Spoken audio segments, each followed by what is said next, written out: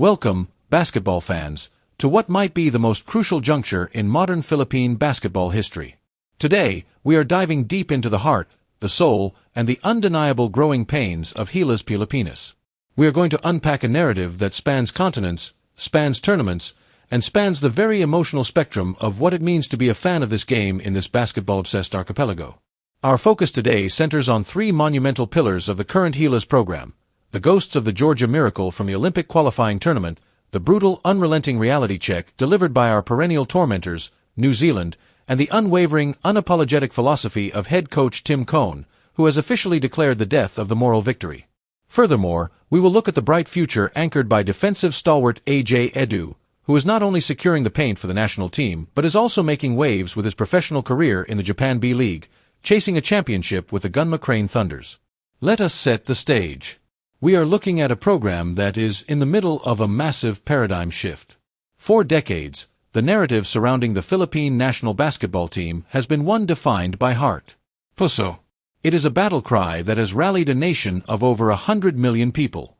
We celebrate the fight. We celebrate the resilience.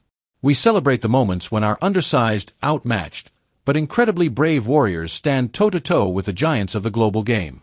But the landscape of international basketball is shifting, and the margin for error is shrinking. The FIBA game is no longer just about heart. It is about absolute, ruthless execution, sheer size, tactical continuity, and an unyielding physical presence. It is within this crucible that Gilas Pilipinas currently finds itself, navigating the arduous path of the FIBA Basketball World Cup 2027 Asian qualifiers. Recently, we witnessed a game that encapsulated the entirety of this struggle. In front of a raucous, desperate crowd at the Mall of Asia Arena, Gilas Pilipinas squared off against the New Zealand Tall Blacks. Historically, New Zealand has been a nightmare matchup for the Philippines. Before this clash, the Tall Blacks had dominated the head-to-head series, utilizing their imposing physicality, their disciplined ball movement, and their relentless rebounding to bully the Filipinos into submission. This game, however, was supposed to be different. This was supposed to be the breakthrough. Gilas had swept the first window. They had continuity. They had the tactical genius of Tim Cone. They had the naturalized brilliance of Justin Brownlee. And yet, the result was a familiar, agonizing heartbreak. New Zealand escaped with a 69-66 victory. It was a three-point margin that felt like a chasm. Gilas rallied from a double-digit deficit in the fourth quarter. They put together an 11-3 run. They were within a single possession with the clock winding down. The crowd was on its feet, ready to witness history. But history, as it often does against New Zealand, denied them. What happened next, however, was perhaps more significant than the game itself. In the post-game press conference, head coach Tim Cone delivered a statement that resonated like a thunderclap across the Philippine basketball landscape. There was no talk of pride. There was no talk of moral victories. There was no silver lining offered to soothe the wounds of a devastated fanbase. Cone, visibly exhausted and frustrated, looked at the media and stated, unequivocally, that there is no pride in almost winning. He refused to sugarcoat the 69-66 loss. He pointed out that the team was there to win, and they failed to do so. This is a monumental shift in rhetoric. It is a declaration that the era of being satisfied with a good fight is over. Cone is demanding a culture of absolute victory. He is demanding that Gilas Pilipinas not just compete with the top teams in the world, but conquer them. This sagagad mentality, this feeling of being pushed to the absolute limit and still coming up short, is the fuel that Cone is using to forge a new identity for this team. To understand the weight of this loss and Cone's reaction, we must look backward to the summer of 2024, to the Olympic qualifying tournament in Riga, Latvia. This was the tournament that truly legitimized the Tim Cone era on the global stage. We all remember the historic upset against Latvia, but it was the game against Georgia that truly tested the mettle of this squad. Facing a massive, physically imposing Georgian team led by NBA talent like Goga Bitadze and Sandro Mamikhalashvili, Gilas found themselves in a horrifying position. They fell behind by 20 points.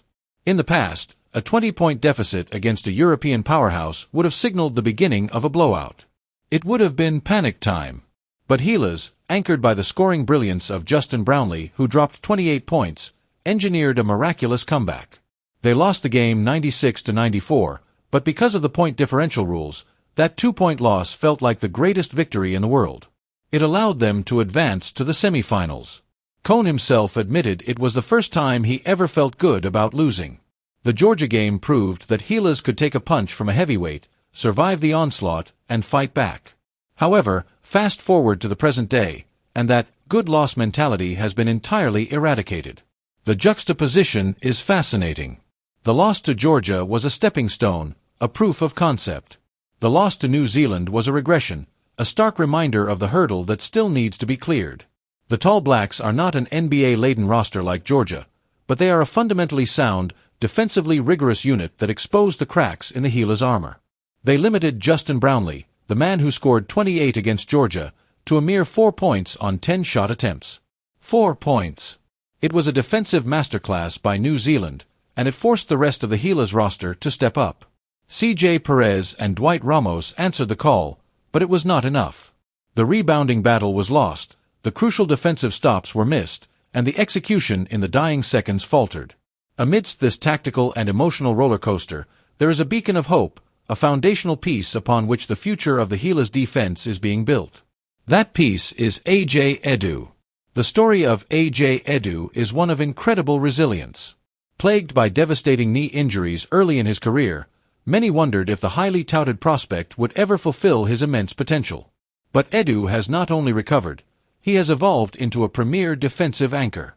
During the grueling qualifiers, Edu's presence in the paint, alongside the towering Quinton Milora-Brown and the legendary June Mar Fajardo, provided Gilas with a legitimate rim-protecting force. But Edu's growth extends beyond the national team. We are currently watching him carve out a spectacular professional career in the Japan B.League. Playing for the Gunma Crane Thunders, Edu has proven himself against top-tier international competition. He is currently driven by title ambitions, battling in the championship rounds, bringing that same intensity and defensive prowess to his club team. His success overseas is a direct benefit to the national team. He is playing high-stakes, pressure-cooker basketball on a daily basis, and he is bringing that experience, that tactical awareness, and that winning mentality back to the Philippines. So, as we stand here today, looking at the road ahead, the picture is complex. We have a team that has proven it can hang with the best in the world, as seen in Riga. We have a team that still struggles to overcome its historical demons, as seen against New Zealand. We have a coach who is ruthlessly demanding perfection and refusing to accept anything less than victory. And we have a young core, led by players like AJ Edu, who are developing into world-class talents. The narrative is no longer just about heart. It is about execution. It is about overcoming the almost. It is about crossing the threshold from being a competitive underdog to a dominant force. Let us now transition from the surface of these events and plunge into the tactical, psychological, and historical depths of this Gilas Pilipinas journey. To truly comprehend the current state of Gilas Pilipinas, we must dissect the anatomy of the New Zealand curse.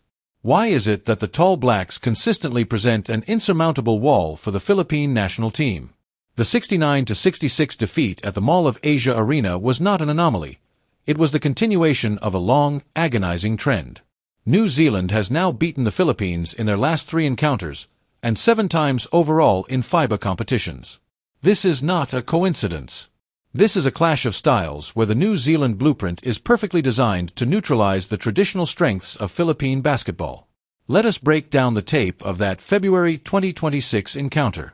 The Philippines entered the game riding high, boasting a 2-0 record after sweeping the first window against Guam. The crowd was electric, anticipating a changing of the guard. But from the opening tip, New Zealand imposed their will, not through flashy athleticism, but through relentless, grinding physicality.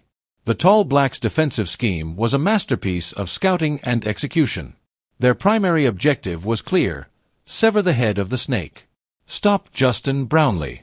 Brownlee has been the offensive engine for Gilas, the ultimate bailout option, the man who hits impossible shots when the shot clock is expiring. New Zealand threw a variety of defensive looks at him, denying him the ball, aggressively trapping him on pick and rolls, and forcing him to give up the basketball. The result? A historically low 4 points on 10 attempts for the naturalized superstar. When your primary offensive weapon is neutralized, the system is forced to adapt. To their credit, Gilas did not fold. The backcourt tandem of Dwight Ramos and CJ Perez took the mantle. Ramos, with his smooth, methodical pace, poured in 16 points, while Perez, the relentless slasher, added 15. We even saw a resurgent Juan Gomez de Liano provide a spark off the bench with 10 points. But basketball is a game of mathematics, and the math heavily favored New Zealand in the trenches. The tall blacks out-rebounded Gilas, controlling the glass and generating crucial second-chance opportunities. Sam Menenga was an absolute force, delivering a double-double with 10 points and 14 rebounds. Max Darling top-scored with 11 points, utilizing his size and strength to bully his way to the rim. The turning point of the game occurred early in the fourth quarter. Menenga hit a crucial basket that pushed the New Zealand lead to a daunting 10 points, 63-53. In international basketball, against a disciplined defensive team, a 10-point lead in the fourth quarter is a mountain to climb. But this is where the Gilas fighting spirit, that trademark pusso, flared up. Sparked by Ramos and fueled by the defensive stops generated by the new frontline pairing of Quinton Milora-Brown and AJ Edu, the Philippines launched a furious 11-3 run. They locked down the perimeter, contested every shot, and suddenly, the lead was cut to 2 points, 66-64. The arena was shaking. The momentum had entirely shifted. But this is exactly where Tim Cone's frustration stems from. The almost. In the dying seconds, down by 2, Gilas needed a flawless defensive possession and a clinical offensive execution. Instead, Calvin Oftana committed a foul on Ruben Tay Rengi. Tay Rengi split the free throws, pushing the lead to 3. Gilas had one final chance to tie, but the execution was lacking. The buzzer sounded, and the scoreboard read 69-66. Another moral victory. Another valiant effort. Another loss. Tim Cone's post-game press conference was a masterclass in expectation management and cultural re-engineering. He sat before the microphones, his face etched with exhaustion, the physical manifestation of sagagad, and refused to offer platitudes. "I'm not going to sit here and pretend like I'm happy about our performance," Cone stated. "The bottom line is we're not going to feel good or take pride in the fact that we got close, or we almost won. We're here to win, we didn't do that." This statement is revolutionary for Philippine basketball. For generations, the narrative has been built around the underdog fighting the giant. The Filipino fan has been conditioned to applaud the effort, even in defeat, as long as the team showed heart. But Cone, a coach with a staggering 25 PBA championships, a coach who understands the anatomy of a dynasty, knows that a culture built on moral victories will never produce actual championships. He is trying to eradicate the loser's limp. He is demanding that his players, the fans, and the entire basketball federation elevate their standards. When he says there is no pride in almost winning, he is essentially saying that Gilas Pilipinas belongs at the top table. He believes the talent is there, the system is there, and therefore, the expectation must be victory, regardless of the opponent. To fully grasp the evolution of this mindset, we must travel back to the summer of 2024, to the Olympic qualifying tournament in Riga, Latvia. This tournament is the Rosetta Stone for understanding the current Gilas program.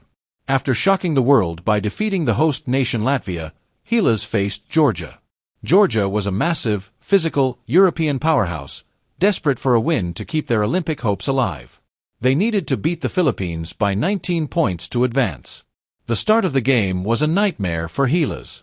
Georgia came out with overwhelming force, utilizing their NBA frontcourt of Goga Bitadze, who scored 21 points, and Sandro Mamikhalashvili, who dropped 26. They pounded the ball inside, dominated the boards, and quickly built a staggering 20-point lead. At that moment, history suggested a total collapse. It suggested a 40-point blowout. But this was the moment the Tim Cone era truly began. There was no panic. Cone adjusted the defensive schemes, moving to a zone to protect the paint and forcing Georgia to beat them from the outside. And then, Justin Brownlee took over. If New Zealand was his worst nightmare, Georgia was his magnum opus. Brownlee put the team on his back, scoring 28 points, hitting impossible turnaround jumpers, attacking the rim with ferocity, and willing Gilas back into the game. The 20-point deficit slowly evaporated. Dwight Ramos chipped in 16 points, CJ Perez added 14, and Chris Newsom provided a steadying presence with 13. Gilas actually took the lead late in the game before eventually falling 96-94. The aftermath of that game was surreal. The Philippines lost, but they advanced to the semi-finals because they protected the point differential. Coach Tim Cohn walked into the press room and said, "It's the first time I feel good about losing." He praised the team's resilience, noting that it could have been panic time down 20, but the team showed incredible character. Look at the contrast. A 2-point loss to Georgia in 2024 is celebrated as a monumental achievement, a testament to resilience. A 3-point loss to New Zealand in 2026 is condemned by the same coach as an unacceptable failure. This is the evolution of expectations. The Georgia game proved Gilas could compete. The New Zealand game proved that competing is no longer enough. The bar has been raised. The training wheels are off. A massive part of raising that bar falls on the broad shoulders of the Gilas frontcourt, and specifically, the remarkable development of AJ Edu. To understand Edu's value, you have to understand the trauma of his early career. Here was a young man, blessed with incredible size, length, and athleticism, highly recruited, committed to Toledo in the NCAA. He was viewed as the future of Philippine basketball, the perfect modern big man who could protect the rim and switch on the perimeter. And then, the injuries struck. Devastating knee injuries, one after another. Tears of the ACL, meniscus damage. The kind of injuries that end careers before they even begin. The mental hurdles alone would have broken most players. But Edu persevered. He rehabilitated in silence, fighting through the pain and the doubt. When he finally returned to the court, he wasn't just healthy, he was transformed. He had lost some of his explosive leaping ability, but he replaced it with elite positioning, incredible defensive timing, and a basketball IQ that makes him the anchor of any defense he anchors. In the current Gilas setup, Edu is indispensable. While Gunma Fajardo provides the massive low-post presence and Kai Sato brings the incredible height and offensive upside, Edu is the glue. He is the player who can guard the perimeter on a switch, hedge hard on a pick-and-roll, and still recover to block a shot at the rim. Against New Zealand, Edu only scored 5 points, but his impact was felt on every defensive possession.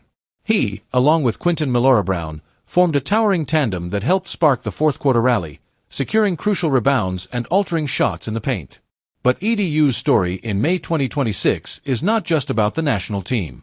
He is currently playing the best basketball of his professional career in the highly competitive Japan B.League. Playing for the Gunma Crane Thunders, Edu has become a vital cog in a team with serious championship aspirations. As of May 2026, the Crane Thunders are deep in the B.League playoffs. In a fascinating twist of fate, Edu recently found himself matched up against his Gilas teammate, Quinton Milora-Brown, who plays for the Chiba Jets, in the quarterfinals. In an interview just days ago, Edu spoke about his motivations. "I just want to give my best effort," he said. "The outcome can sometimes be out of our control, but I want to make sure that my performance on the court is 100%. The goal is obviously to win the playoffs and win a championship." This is exactly the kind of player Tim Cohn needs. A player who is battling in high-stakes playoff games, surrounded by international talent, learning how to win championships. The B.League has become a phenomenal training ground for Filipino players. It exposes them to rigorous scouting, high-level tactical execution, and a grueling schedule.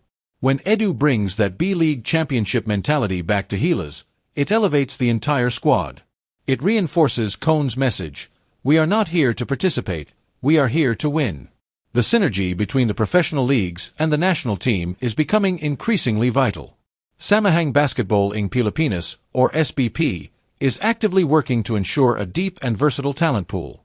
Just days ago, news broke that coach Tim Cohn is expanding his pool, creating a long list of over 30 players in preparation for the grueling schedule ahead, which includes the continuation of the World Cup qualifiers and the 20th Asian Games in Aichi, Nagoya, Japan, scheduled for September 2026. Among the notable additions to this expanded pool are big men Justin Arana of the Converge Fiberzers and the relentless energy guy Mike Phillips from LaSalle. Arana's inclusion is particularly intriguing. He was part of the Gilas pool back in 2022 under Chot Reyes, but he is now stepping into a program that desperately needs depth in the frontcourt, especially in the wake of Japeth Aguilar's retirement from international play. Arana brings a bruising, physical presence in the paint, a perfect complement to the finesse of Sato and the defensive versatility of Edu. Cohn has clarified that while the core from the previous FIBA window will largely remain intact for the upcoming July qualifiers, this expanded pool is a contingency plan. We had to make a long list because we don't know the rules and stuff regarding eligibility for the Asian Games, Kohn explained. This level of preparation is a testament to the meticulous nature of the coaching staff. They are not just preparing for the next game, they are preparing for a multi-year campaign across various tournaments, each with its own specific rules and physical demands. The integration of players like Arana and Phillips, alongside the B.League veterans like Edu, Ray Parks, and Kiefer Ravina, and the core PBA stars, creates a fascinating tactical puzzle for Tim Kohn. Kohn's offensive system, rooted in the principles of the triangle offense but modernized for the pace and space of international play, requires high basketball IQ, unselfish ball movement, and the ability to read the defense on the fly. It is a system that takes time to master. This is why Kohn constantly preaches continuity. He does not want a rotating door of players. He wants a cohesive unit that knows each other's tendencies intimately. When you look at the struggles against New Zealand, you can see the areas where continuity needs to improve. When Brownlee was shut down, the offense sometimes devolved into isolation plays. The ball movement stagnated. The spacing was compromised by the sheer physical pressure of the tall blacks. In contrast, when you watch New Zealand play, they run their sets with robotic precision. Every screen is set with purpose, every cut is sharp, and the ball finds the open man with alarming frequency. This is the gap that Gilas must close. They have the individual talent. They have the elite coaching. But they need the collective synergy that only comes from years of battling in the trenches together. The heartbreak of the New Zealand loss must become the catalyst for this growth. As CJ Perez noted after the game, Nakakalungkat na hindi nanalo pero may chance kami bumawi. Kailangan mag-move forward. It is sad that we didn't win, but we have a chance to bounce back. We need to move forward. Moving forward means internalizing the lessons of both Georgia and New Zealand. It means combining the fearless 20-point comeback resilience shown in Riga with the tactical discipline required to beat a team like the Tall Blacks.